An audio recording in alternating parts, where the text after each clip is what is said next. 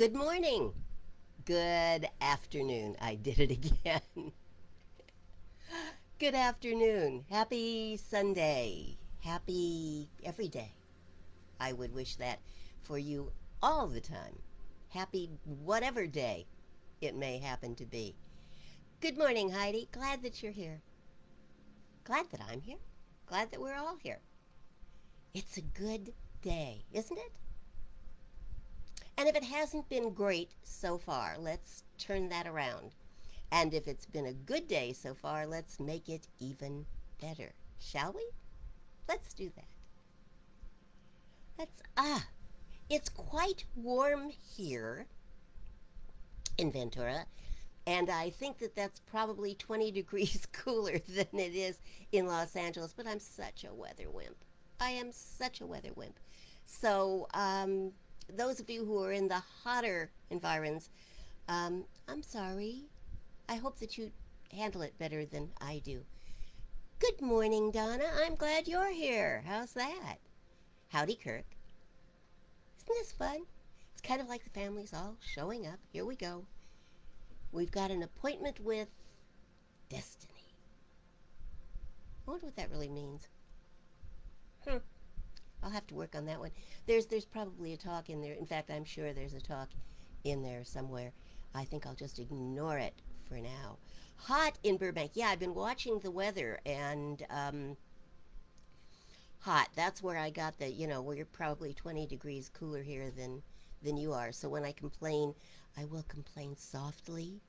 And it is only because I am such a weather wimp, not because I think it's hotter here than it is anyplace else. In fact, I know it's cooler here than it is in a lot of places. Hot, hot, hot. Hi, Jennifer. You finally found me. Was I hiding? I might have been from the weather, if nothing else. So, here we all are on a Sunday morning. Yay. Well, Sunday afternoon. I'm going to have to get that into my head. I'm used to it's Sunday morning. Aren't we all? Yeah, if we're together, it's Sunday morning. And there's a whole new mindset here that I need to go click with. And and I'll do that. I will do that and get used to the idea that it is, in fact, Sunday afternoon and we're doing something a little different, although not drastically different, just a little different. And we are meeting on Sunday afternoon. Usually by Sunday afternoon, I was done. Even when we did 3 services on a Sunday, I was done by noon. So starting at noon is kind of a new experience. And like I say, I'm waiting for the click. Clicks happen for me. It's just then I know I've got it, and I won't keep making the same mistake over and over and over again. But I wait for the click. The click is a good thing. When I'm working on my talk, I wait for the click. And honestly, because this is what happened yesterday, if the click doesn't come after a while, I figure I'm working on the wrong talk. And I set that aside and start all over again. Cac asked me yesterday at one point when I was wandering around downstairs and she knew I was supposed to be upstairs working on my talk, how's your talk coming? And I said, not so good. And I proceeded to tell her that was 4 or 5 pages into notes and finally said, I don't want to give this talk. It doesn't feel right. The click never happened. I never got that. Yeah, okay, let's go with this. So I put it aside. And every time I do that willingly, when I just say, this isn't it, I can keep that for another time when I'm in the right mood or the missing piece comes together for me. Um, but yesterday it was a matter of going to a whole new talk, something completely unrelated to the first thing that I had been working on. And the click happened almost instantly. It was like, yeah, okay, that's it. That's what I want to talk about. And then it comes easily after that. The click, the magic click. Maybe that's a talk too. Oh, I'm sure it is, if I haven't just already given it. Um, wow, Jennifer, you've just been on a roll. Grocery shopping done, breakfast obtained, and yes, it's hot. Good afternoon, Laura. Glad that you're here. Yay. Hi, Dana.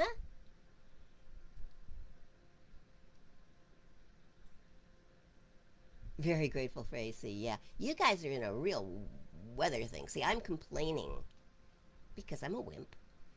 Um, but it hasn't been that hot here. Although we asked Alexa for the temperature this morning. Yesterday was interesting. We said, what's the temperature? And usually she'll give you the existing temperature and what the high is going to be. And that's what she said yesterday was it's 72 degrees, and we already knew it was hotter up here on the hill. Probably 5 degrees hotter than what they're saying Ventura is. Um, so we have the sorry, I'm distracted by the telephone. Let me bring this back again. Um, where was I? I've lost it. I've lost it. It had to do with weather, I'm sure, because that's what's on my mind. But was that somebody desperately important? Hercules. Ah, Hercules. We actually have a friend whose name is Hercules. Invictus. Hercules Invictus. Yeah, let's get it right. And he's married to Athena. Really, he's a real person. He is not a figment of our imagination. And Kat works with him frequently to do her monthly podcast, and I have been privileged to be a guest on his show and her show, as a matter of fact, which has just been way fun. Anyway, here we are. Alexis, thank you, Jennifer. Thank you. See, it was weather related. Um, Alexa yesterday said at 10 o'clock in the morning, it's 72 degrees and it's headed for a high of 76. And we went, she outdid herself today. She said it was 76 degrees, headed for a high of 77. So whatever it is that gets put into her little head, she doesn't click with the idea of maybe that number's not right. Maybe that math doesn't work. It's kind of interesting. And then I thought, oh, how many times have I done that? I get caught in the way it's supposed to be because I'm programmed for that. And then discover that that's, in fact, not the way it is or gonna be. She doesn't think ahead really, really well. Which gives me hope for humanity and the idea that robots are not going to take over the world anytime soon because they're not too forward thinking. At least Alexa isn't. And she's not a good weather person. She's really not a good weather person. But she's charming otherwise, and she lets us know when packages are here, so she's kind of handy to have around. I enjoy her company. You can talk to her sometimes. She'll tell you a joke. Not always a real good one, but but a joke. I like Alexa. She's a friend. Power was off for 16 hours in 111 degrees. Yeah. Ouch. I would not be real happy in 111 with no air conditioning. Now, we don't turn the air conditioning on here for the most part, but we've got fans going everywhere. So we probably are using up as much electricity as if we would if we actually turned the air on. But I like having it right on me. Right now there are two fans. I got one on either side. So I should be a pretty pleasant person for most of the morning. And your company makes that even better. So I hope everybody has their power back on and their air conditioning or their fans working and a cool mindset. A cool mindset. So that the heat doesn't get you down. Now, some of you probably love the heat. Kat loves the heat. She's thrilled when it's hot, except for having to put up with me, who is genuinely mopey. She said at one point yesterday, "Are you in a bad mood?" And I said, "No, I'm just hot." It's not a bad mood. I'm in a perfectly good mood. I'm just too hot. So, yeah, this too shall pass. I do know that. Okay, so I want to share with you the talk that I eventually made notes for yesterday after tossing out the first one, which is probably a perfectly good talk, and you'll hear it someday. And I'll let you know when the time comes. I'll say, the one that I said I threw out, this is it. but I have to be in the right mood, and the click has to happen. And the click means I know that I'm going to draw to me everything I need to know and feel and be right with when I give the talk. And didn't happen with the first one yesterday. So, but it did happen with this one. So, let me share with you where I went and something that I found. So, some time ago, a fairly long time ago, I mean, we're talking a few years, I came across something quite wonderful. Something lovely and sweet and maybe even magical. It felt magical when I saw it. And I'm just drawn to tell you about it this week. It was about this time of year, and Cac and I were in a thrift shop in Ventura. We didn't live in Ventura yet, so we must have been down for like a doctor's appointment or something. It was the Spark, SPARC, Second Chance store, which is just a cool place. We were between moves, still living in Cambria, but working toward moving to Ventura. And we were looking for ideas for Halloween costumes. Cac's a Virgo. She does everything way ahead of schedule. So it's August-ish, and we're looking for Halloween costumes since we had been invited to a friend's Halloween party, and we had already packed up and sent off to storage all of our Halloween stuff. And we've got a great deal of it, but we didn't have any of it available to us at that point. So Cac had tried on a very large and floppy purple, of course, and black striped hat, and looked really kind of glamorous, old movie star kind of look with her purple and black striped floppy hat. And then she put some bunny ears on me. And the woman who was running the shop was taking pictures of all of it. And we are, in fact, somewhere on their website, or at least were. Anyway, I was finally escaping to a corner of the shop before Cac could find something else to put on my head that would be saved for posterity by the shop owner. And on the way to the corner away from her, I spotted my treasure. It would be an understatement to say that it wasn't in the best shape in the world. In fact, it kind of looked like it had been loved and used a lot at one time and then put aside. It showed signs of abuse, or at least neglect. And it was broken in a few places and well, a whole lot less worse for wear. So I left it there on the table, looking abandoned. And we went on to other thrift stores, if I remember correctly. Cac did buy the big floppy black and purple striped, she's nodding yes, hat. I did not buy the bunny ears. Went on looking for more Halloween costume material and inspiration, and we finally settled on having dinner. Still, I couldn't get it out of my mind, my treasure. So the next day I had to go back and rescue it.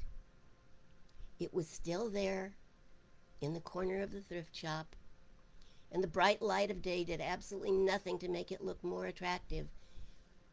But I just couldn't leave it there. So I bought it, and we took it home, and Cac, who can fix anything, did a considerable amount of repair work on it.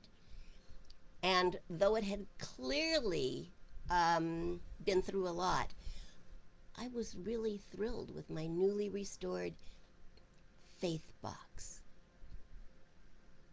I thought it was beautiful. And I loved what it let me think, where it took my imagination. because without knowing its story, I could make one up for it. I'm good at doing that. I do it for people in restaurants sometimes. You know, they'll be in an animated conversation, and I'll make up a story about who they are and where they are and what they're talking about. So, anyway, I imagined that this box had belonged to a young girl and that she put things inside that made her remember God and gave her faith.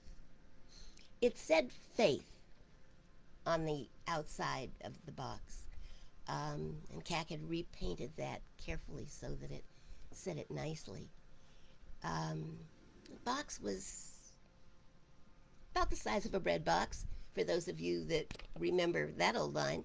Is it bigger than a bread box? No, it's about the same size as a bread box. Anyway, I imagined that it had been filled with mementos of miraculous moments, happy moments, and perhaps some inspiring thoughts that had come her way. And I like to think that the box helped her to have faith. You know, when she was frightened or discouraged, and times when her faith made her feel whole. So whole, in fact, that, well, my story, that one day she realized that it was time to pass her treasure on to someone else. And she sent it to the Second Chance store to inspire someone else, to give faith a second chance. I think we could all use a faith box. We all have stories of times when God came through for us, don't we? But our stories are only meaningful if we remember them, if we use them as foundation for building our faith. I like to imagine that the faith box contained exactly the stuff of which miracles are made. Faith, just like it said on the outside of the box. I did a little research on the words faith box, and I read about someone who started a faith box after hearing friends tell of framing the first dollar they earned after working off a really large debt. They used it as a reminder that God comes through if you have faith, and if you do what you are guided by your faith to do. There's a big part of the secret. Faith without works, without some kind of action, is just words. Because without the action that faith calls for, there is no real faith. There are only the words, and oftentimes the words are not enough. The Hindu Upanishads say that when one has faith, he thinks. One who lacks faith does not think. Faith gets our mind working in positive paths and ultimately calls us to do something, to pay attention to what rises up in us, and to step forward to prove that our faith is real, that it's legitimate, that it's real faith. 2 Corinthians says we walk by faith, not by sight. In the darkest night, in the deepest confusion or fear, faith is the evidence of things that we can't see. It is the evidence of the path that we don't see, the evidence of the road we have not yet walked.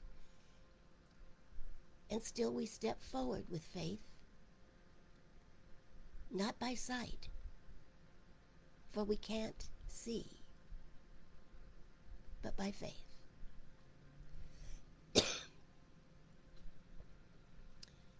The road was there for us before. So we must have faith that it is there still and go forward. Perhaps a little fearful. That's only natural. But most assuredly faithful. So often we want guarantees, don't we, before we step out into life? But life, in case you haven't noticed, is not neat and not so inclined to offer up guarantees. But if we step out in faith, we are, in fact, guaranteed life more abundant. It may not look the way we thought it would look. And then again, it might be better. The secret of a successful life is faith.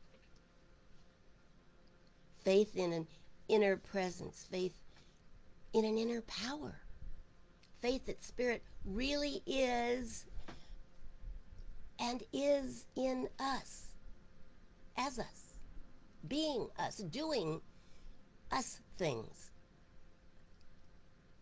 With faith we go where we might otherwise not go. And we find there what called us to itself, the life we've dreamed of. If we don't go, it is because we have given in to fear. And so instead of putting our faith in Spirit, we've put our faith in the appearances or the power of something outside of Spirit that in the moment we think is greater than God. Greater than God. What could that be? We too often misplace our faith, and instead of believing in a God that is resourceful and unlimited, a God that lives within each of us and expresses through each of us, we have placed our faith in a dysfunctional God, a weak God, a God that is not God at all, but some kind of demigod that for the moment has seduced us into forgetfulness. We have put our faith in what we can see with our limited vision. And in fact, we're focusing on the clouds and forgetting the sun. Pascal once wrote, "Faith declares what the senses do not declare, but not the contrary of what they see. It is above them, not contrary to them."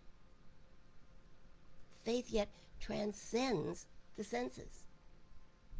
Faith establishes that what we sense is true, that what we want to believe in is in fact real.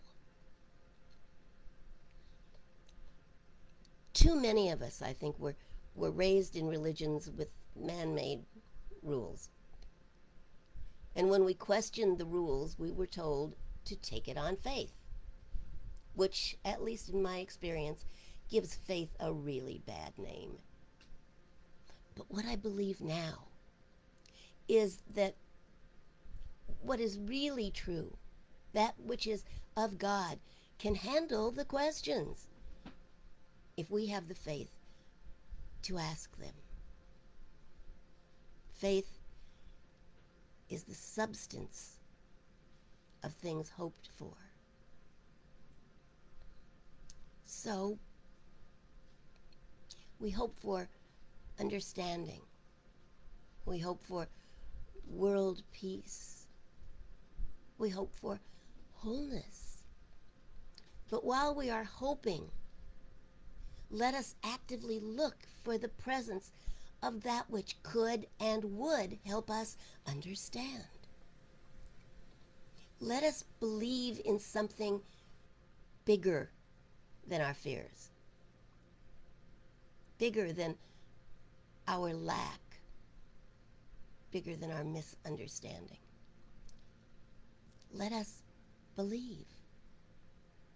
Let us have faith and let us exercise that faith in the creation of a better life and a better world for ourselves and for all the other, as of yesterday at 3 p.m., because the number changes very quickly, the other 7,672,590,514 people on the face of the planet. That number is larger, of course, today, but it's close. The thing to remember is that faith is more than a religious theory. It is the substance of things hoped for, the evidence of things not seen. Voltaire wrote, "Faith consists in believing when it is beyond the power of reason to believe." But is it really beyond the power of reason to believe? Do we not, each of us, have memories of times when the seemingly miraculous has occurred in our lives? Do we not? Each of us have a recollection of a time when something outside ourselves said within ourselves, "Go ahead, do it," or "Stop, don't do it." And wasn't that just the right thing for us to do or not do in that moment?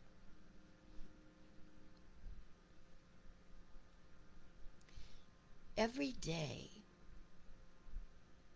we trust that the sun is shining, don't we? Even on the cloudiest day, even on the most miserably cloudy day, we know that just beyond the clouds, there's the sun.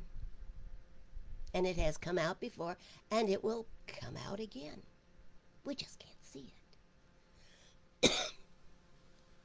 Khalil Gibran said, "Faith is a knowledge within the heart, beyond the reach of proof." But is it? Is it beyond the reach of proof? Or have we simply forgotten that in our memories and in our daily lives, there is the proof? Faith is with us every day. We practice it every day. When we leave home without a raincoat, that's faith.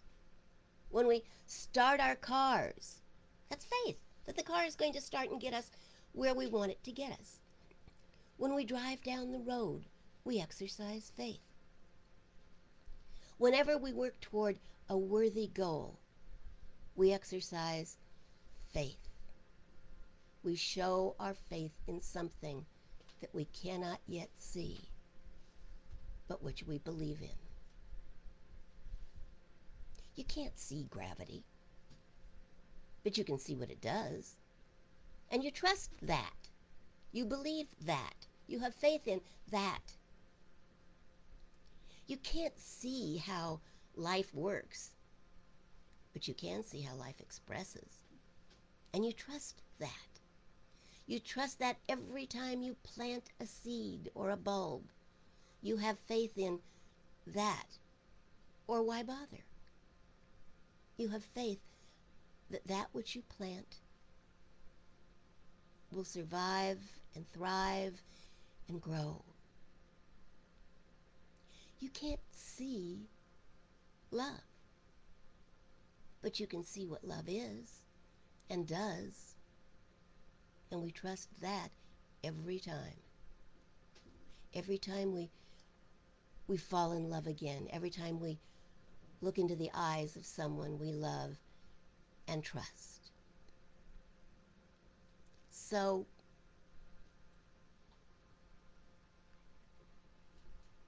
I've started a new one. First, I want you to look into this box.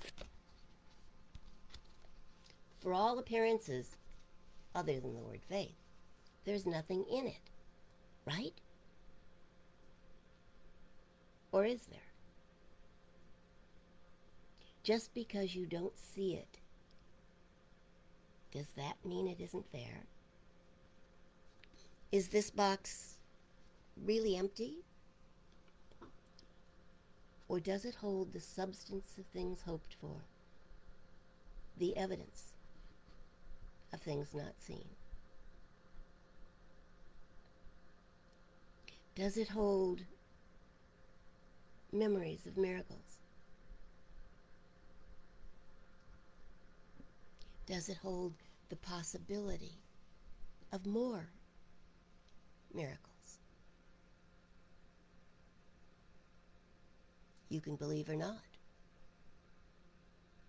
Pascal once wrote, "Belief is a wise wager.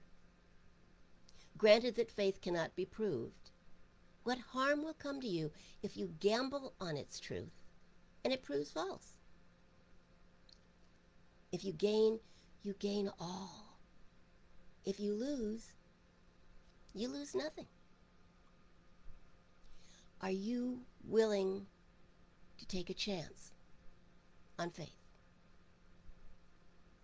Are you willing to put some faith into a faith box and expect that it in turn will manifest the substance of that which you hope for? That it will manifest the evidence of things not yet seen in your life? I'm going to ask you to gamble on the truth of what I have said today. I'm going to ask you to believe in faith and to take a step, a small step, in the direction in which your faith leads you. I'd like you to find an empty box. You don't have to do it right now. You can do it after we sign off. It can be a fancy box or a shoe box or a cereal box. Any box will do. And it doesn't matter the size, for faith is unlimited and can in fact fit in anywhere. Then I'd like you to take a slip of paper and write on it what you would like to see manifest in your life. It can be anything, because all things are possible. It can be anything. And then put what you have written into your new faith box. Now you can fancy it up if you want. You can paint it, embellish it. You can start out with an already pretty box. See, I started out actually with a different box yesterday, but then I was cleaning out my desk and I found this, which originally had stationery in it. And I thought, no, this reminds me of the first faith box. The other one was larger, but it had flower patterns and butterflies on it. So I decided to use this one. Now go ahead. Plan what you're going to write on your slip of paper and find your new faith box. And know that no one else is going to see it. It's simply an act of faith on your part. Faith that God within you knows what you have written, and faith that it will be acted upon. And then trust that if there is something you need to do, that will be revealed. Listen, pay attention. And then do what you're guided to do, because once again, faith without action is just words. Have faith that you will be guided, and all that you need will be supplied, and that you and God together are going to make something good happen. Put something into the box, get something out of the box. That's how faith works. I want you to really pay attention this week. Listen, really listen to that still small voice within you. And listen to the voices around you. Spirit sometimes speaks to us through other people. Listen carefully. For what I know is that Spirit will be speaking to you in every way possible telling you what you need to know and to do to make what you have written come true. And if you are willing to listen and to follow, well, I have faith that amazing, miraculous things will happen in your life this week. And you, in the very best way possible, will never be the same.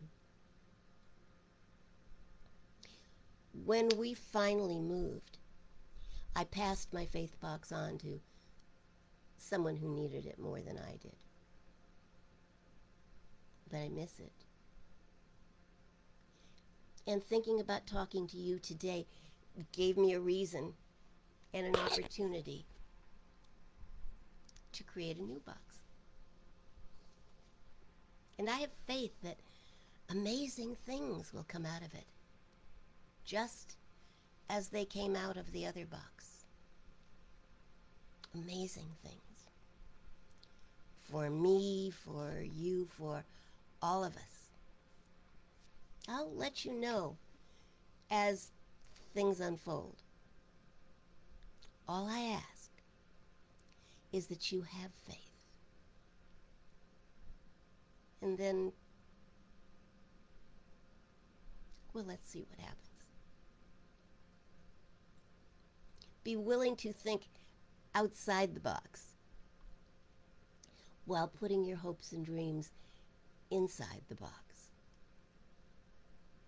Be willing to share with Spirit what's on your mind and heart and what you want to accomplish in this week or this lifetime.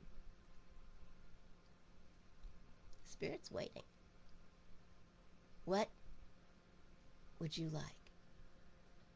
And then as time goes on, allow yourself to put memories of miracles in your faith box, because it will help your faith grow. When something that feels like a coincidence is recognized as an act of Spirit in your life, write it down.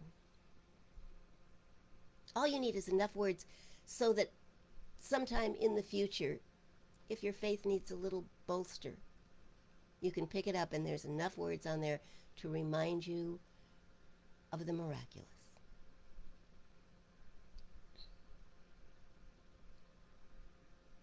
Make a faith box. I'd suggest you do it right away. There's got to be a box sitting around the house. If it's got an Amazon smile on it, so much the better. It's already smiling at you. If it's a cereal box that makes you smile, use that. Doesn't matter. Any box, any size. And you can write faith on it if you want or not. It's your box after all. I like pretty, so I got pretty. I still kind of miss the old box, tattered and worn as it may have been. But I know it's gone on to create new and even more wonderful things in other lives. And that's good. And I hope I have shared enough with you today that you're excited about the idea of starting your own faith box and watching the miracles come out of it.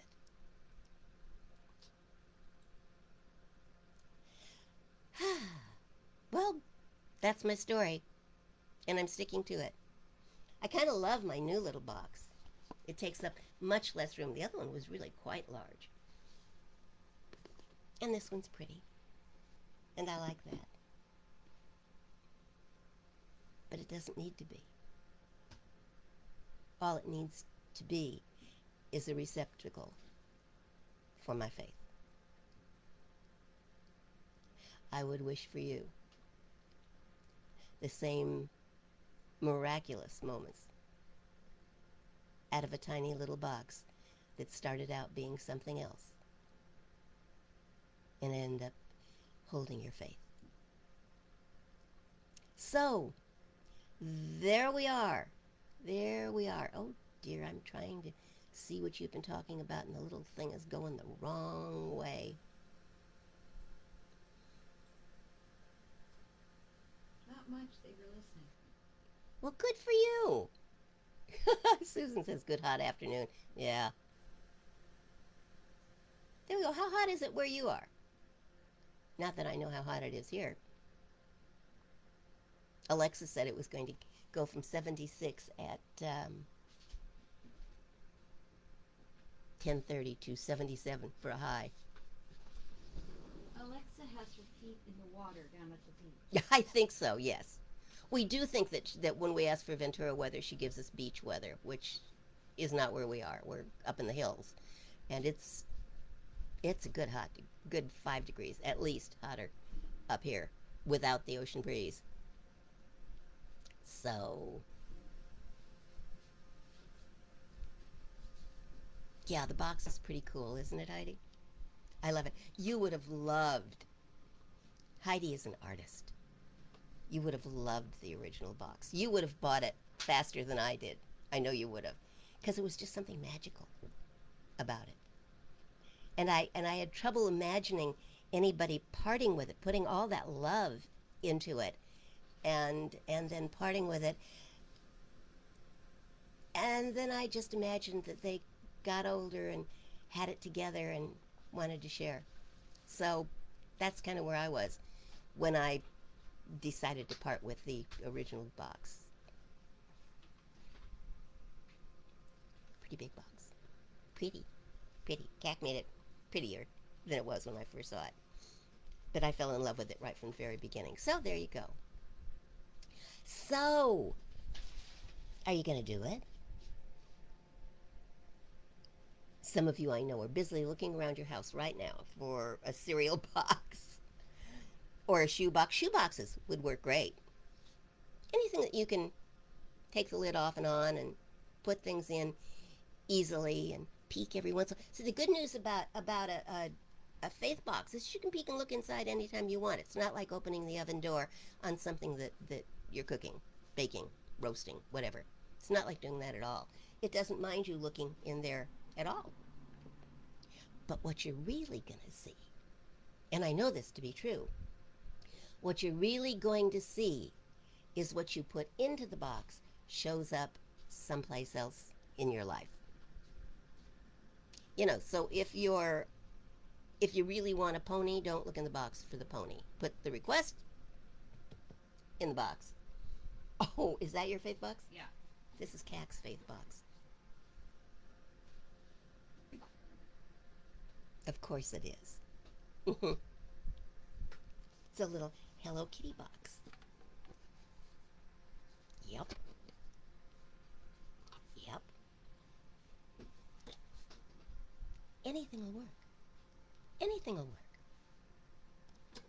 This is pretty adorable. Cat's going, uh-huh. Yep, it is. Kleenex box.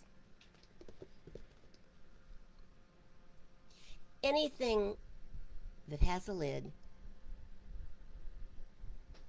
so that holds your faith for you in those times perhaps when you're having a little trouble holding it for yourself. And then watch what happens. Just watch. You'll see.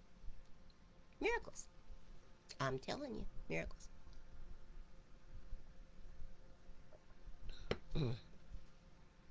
Ah. Well then.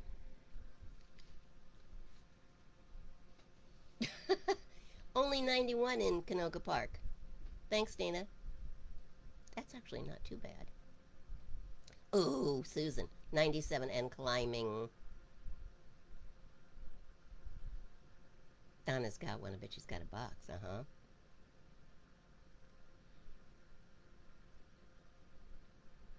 $95 in Monrovia. Dana's already got a box in mind. Of course she does.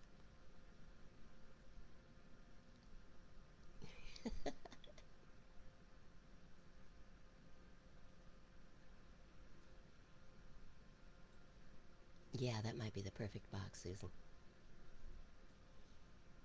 Dana likes your Hello Kitty box. Of course she does. How's your kitty doing, Dana? Hmm? We feel sometimes like we have a hospital here. Cat's going, We have, out of all of our pets, we have one who is not on any kind of drugs. Tallulah, the wild lady, who occasionally gets put on trazodone. The doctor gave her a prescription for it because she gets wild. Um, but everybody else is on their own prescription. And I feel like a pharmacist in the morning when I feed people because it's this one gets this and this one gets that and that one gets that one over there. And then you try to keep them out of, those of you who have more than one cat, you know this part. You try to keep this one out of that one's food because it's got medicine in it. You know. And we love them and it's what you do. Right? Right. Okay. 98 in the shade in Castaic. I think you just won, Laura. I'll send ice cubes. I'll send cool thoughts. That'll probably do better than ice cubes, which would never get there. Okay, you're all making me feel much better about being in Ventura, honestly. Um, with 2 fans on me. Yep, that's a good thing. So, here we are on a Sunday afternoon where it's really warm, hot in many places. So, as long as we're hot, let's do something exciting, shall we? Let's pray.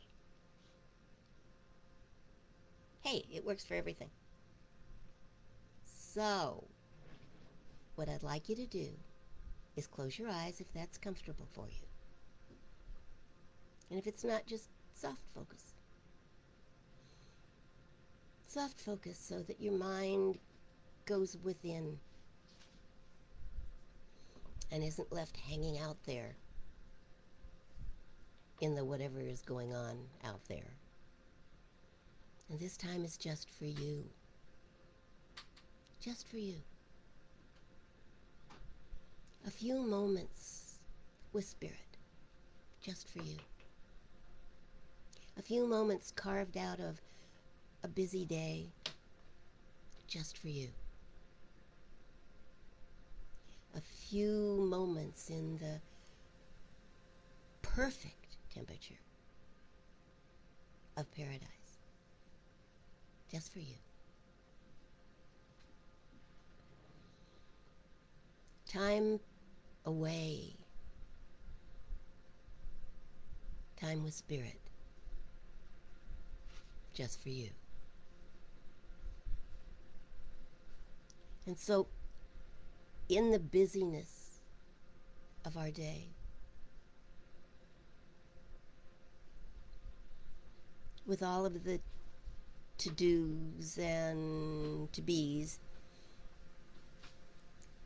let us dedicate these next few moments to simply being in and with Spirit.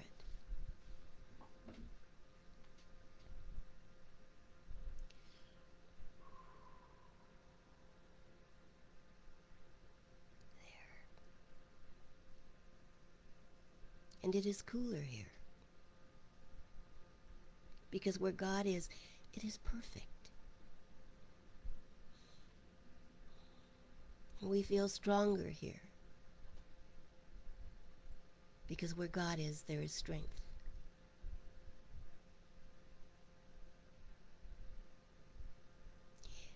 And we are happier here.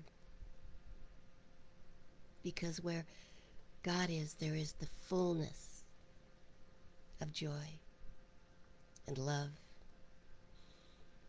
and wholeness. And we are, for these moments, consciously in the presence.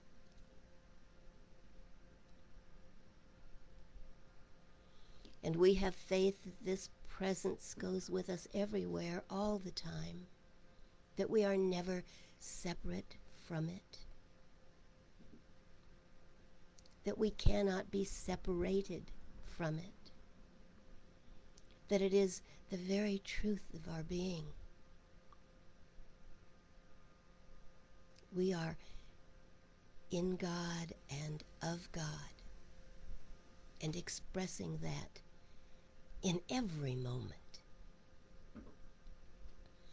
And in that there is reason for joy, reason for healing, reason for solution and resolution. And all things come together in spirit, in us, as us.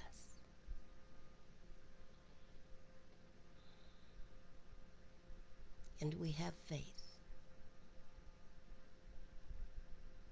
overflowing, abounding, unlimited faith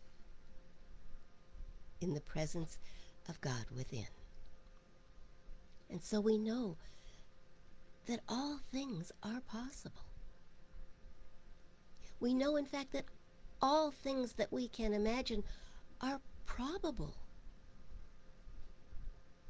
within the life of God within us. Not a spirit out there on the cloud,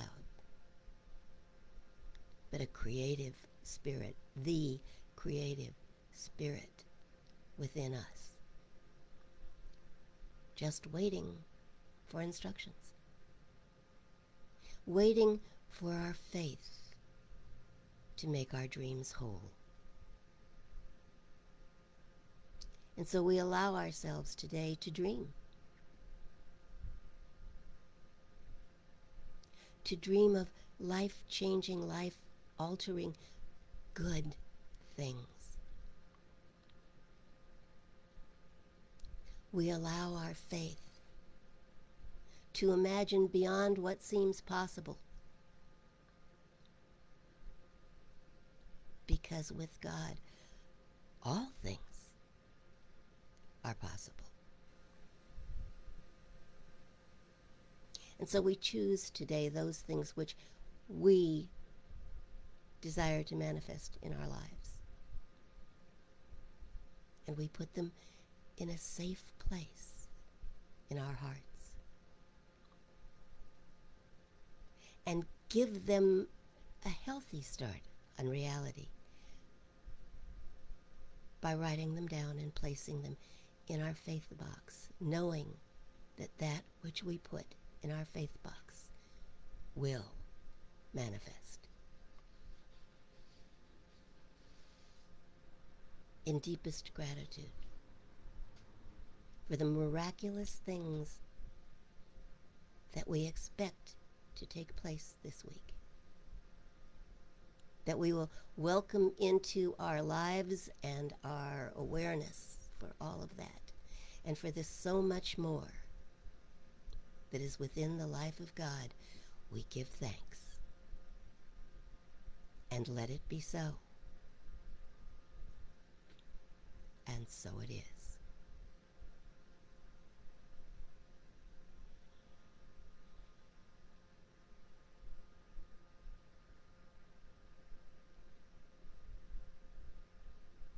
It's going to be a good week. Imagine all of those wonderful prayers and thoughts and ideas being put into a box along with faith.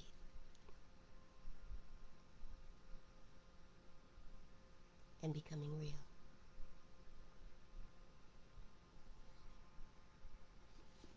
Imagine.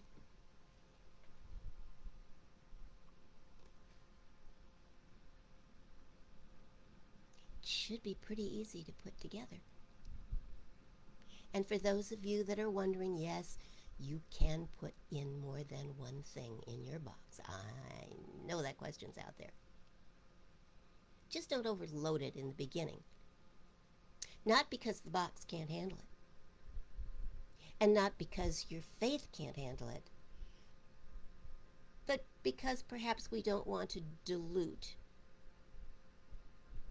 that faith in the beginning. You'll reach a point Well, you can fill the box up, and your faith will make it happen. But for the beginning, go easy on the little box. Have faith in your faith. Know that your faith is the substance of things hoped for. It's the evidence of things not seen. It's magical. It's holy. It's a sacred power that you have been entrusted with.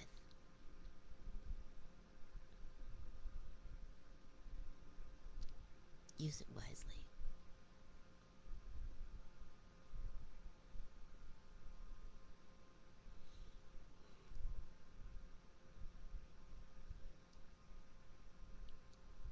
I like Heidi's comment. She says a shoebox does represent movement. Yes. Yes. So, yeah.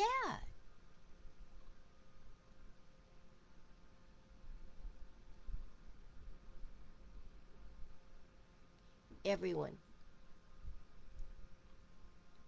exercise your divine right to make things happen. Your divine right. You are a place where God is and is expressing. Do it well. Do it well.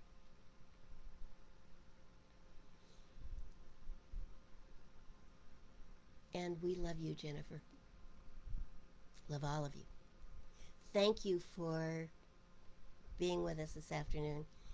Thank you for your faith. Thank you for making our world a better place. You do that, you know. Your faith has made you whole. Have a great week. I'll see you Wednesday, I hope. I'll be here. Wednesday at 7. Use those faith boxes. Have fun with it. Have fun with it. Learn to love what used to be a shoebox, or whatever it may be.